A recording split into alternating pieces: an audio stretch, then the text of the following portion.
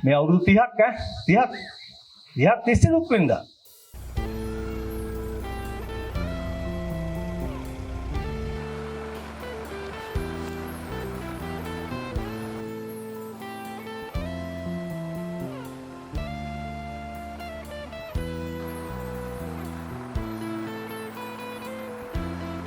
පොහොර මෙඩියා කරා යනවා, වී මෙඩියා කරා යනවා, බත් එක කරා ලෙඩෙක් කරා යන්න ඕනේ. ඉතින් මේ වහිනකොට මේක සම්පූර්ණ මේ මහා මාර්ගනේ වාරි මාර්ගයක් වෙනවා. දරුව ඇමතුමාගේ, අපේ සභාපතිතුමාගේ, අපේ කොට්ටාසේ මන්ත්‍රීතුමාගේ මහත් කැපවීමක්. විශේෂයෙන් අපේ මන්ත්‍රීතුමා. අපිත් එක්ක නිතර සම්බන්ධ වෙමින් අපි නිතර සාකච්ඡා කරන අපි හම්බ වෙනවා. එතුමා තමයි මේ උසස් අපේ ඇමතුමාට සභාපතිතුමාට මේ කියලා අපේ මේ ප්‍රශ්න අරන් ගිහිල්ලා එතුමාට අපේ නියෝජිතය අරන් ගිහිල්ලා මහන්සි වෙලා මේ වැඩේ කරලා දුන්නා. ඔබතුමාට ගොඩක් පින් සිද්ධ වෙනවා. මේක අපේ ගමට වුණ ලොකුම සේවයක්. මේ අවුරුදු 30ක් තිස්සේ දුක් විඳා. අපිට තව මාසෙ දෙකක් මේකේ අපි ප්‍රයෝජන ගන්නවා. ඔබතුමාලාට මේකේ ගෞරවනීය ස්තුතිය පින් සිද්ධ වෙනවා මේ කරපු කාර්යයට. දැන් අපේ ස්වාමීන් වහන්සේට මම මේ ගරුත්වයෙන් කියන්නේ මම උන්වහන්සේ කතාව හිලා දකින්න නෙවෙයි. උන්වහන්සේ කිව්වනේ මේ ටික කරොත් එහෙම 2029 නෙවෙයි දිගටම මාව අමතක කරන්න ගන්න නැහැ කියලා. ඒකට මම ඒ තරම් එකඟ නැහැ. 2029 ඡන්දේ දිනන්න බලාගෙන නෙවෙයි කරන්නේ. ඒ කියන්නේ අපි ඡන්දේ දිනලා ආණ්ඩුවට ආවට පස්සේ අපි වැඩ කරන්නේ ඡන්දේ බලාගෙන නෙවෙයි. ඡන්දේ බලාගෙන වැඩ කරන්න 2029 ඡන්දේ එනකොට. ඡන්දේ ප්‍රකාශ උත්පත්ති වුණාට පස්සේ අපි ඡන්දෙට වැඩ. සම්වර්ධනයයි ඡන්දයයි එකට ගැට ගහන්න ඕනේ නැහැ.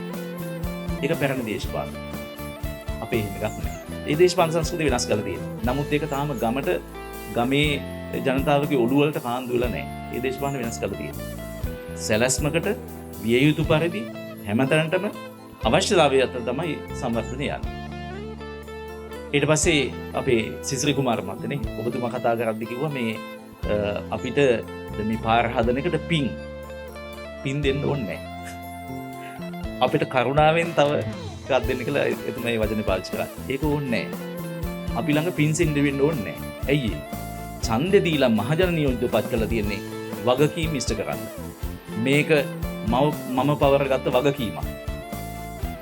මේක මගේ රාජකාරිය දැන්. පිටිපස්සෙන් වැටලා ඉල්ලීම් කරන්න ඕනේ නෑ. ඒ පරණ දේශපාලනය. අපිට වගකීමක් දුන්නා. අපි ඔබ දුන්න වගකීමට වැඩියමනක් අපි වග වෙනවා මේ රාජකාරියට. ඒ නිසා තමයි අපි කියන්නේ අපි මේ තනතුර පාවිච්චි කළ දේවල් හරි හම්බ කරගන්න නැති, මේ තනතුර පාවිච්චි කළා සුඛ විහරණය විඳින්න නැතුව වැඩ කරන්නම් කියන පොරොන්දුව දීලා තින්නේ ඒ හින්දා. අපේ රටේ දේශපාලන සංස්කෘතිය වෙනස් කරන්න ඕනේ. ඒ හින්දා අපේ දේශපාලන සංස්කෘතිය වෙනස්. අපි මේ සංවර්ධනය අපේ වගකීමක් විදිහට පවර්ගෙන තියෙනවා. අපිට සැලැස්මක් තියෙනවා. බොහෝ දේවල් තියෙනවා කරන්න. අපි කියන්නේ අපි ආවේ මේ රට හදන්න.